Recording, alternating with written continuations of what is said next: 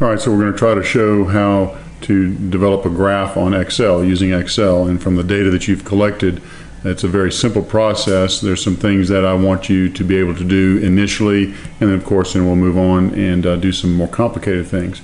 The first thing you do is put your data in. So the data that you've collected, let's say that the data is going to be 10. So on the x-axis is going to be tens, and then 20, 10, 20, 30, 40, 50, and 60. Again, these are just numbers that I'm putting in here so that you've got the just some data.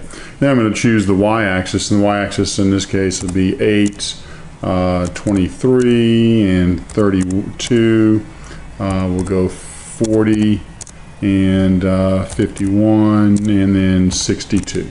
All right, so that's your data. That's the data that you've collected, and you put it into just the two columns A and B.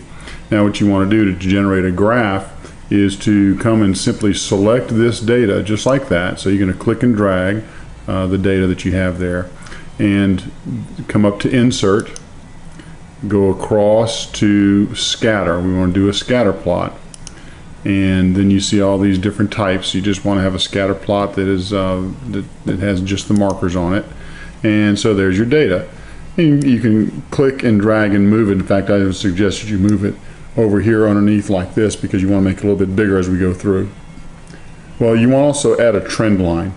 In other words, you want to add a best fit line, and to do that you simply are going to come up here and you see chart layouts. One of the chart layouts is layout number 3, and if you do that and click on layout 3, you see that it adds a trend line. It adds some other things to it as well. We don't need these two descriptors over here, so click, come in this area, just left click, and then you will right click and delete, and just makes your graph a little bit bigger. You can also make your graph bigger by coming to the corners and pulling down and across, and it just makes it nicer. Okay, so now you see down here you've got axis title, so you want to add an axis title. You want to label your graph. So all I got to do is click on that, and you want to highlight that. You can do one of two things. You can highlight it and then type over it. So this is your x-axis. In the case that you did, this is going to be your volume. So you would put volume, space, put an open parentheses, and then what units did you measure the volume in? You measured it in milliliters.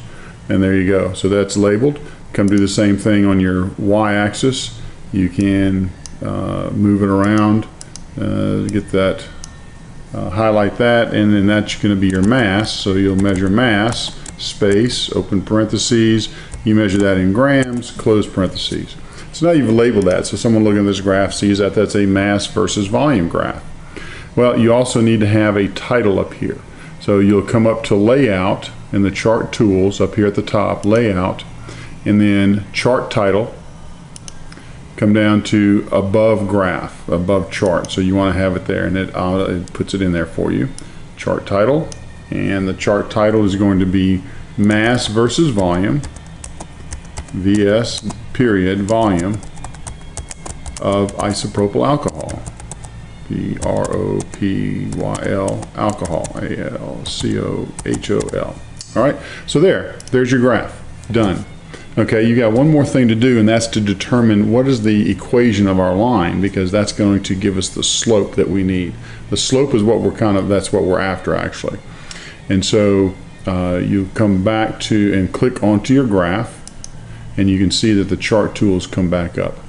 Come over here to trend line, pull down this, come all the way to the bottom where it says more trend line options, and you see it's got a bunch of stuff. You can change the color, you can change the style, you can shadow, you can kind of fancy it up if you'd like. But what I'm looking for right down here is display equation on chart. So I want to see what that equation is. Click that and then close. Now you can come here and click on that equation, click, and then you can drag it up here to where it's kind of out of the graph and it's easier to see. So here the slope of this line is 1.0343, and then the y-intercept would be 0.2, which is not important in our particular case. But so that right there is how you would generate a graph. So then you want to go ahead and save this. So you'll save as, and you save it as something where you want to save it. Okay. If you have your OneDrive or your Google Drive, that'd be a good place to save it, which I'll do. And I'm going to just come down here and save it as density of isopropyl alcohol. P-R-O-O-P-Y-L, alcohol. Alco, H-O-L. All right, and you're done. Then you're going to take this and upload this to Moodle, and I'll have it. All right, so that's going to be another video instruction. So good luck.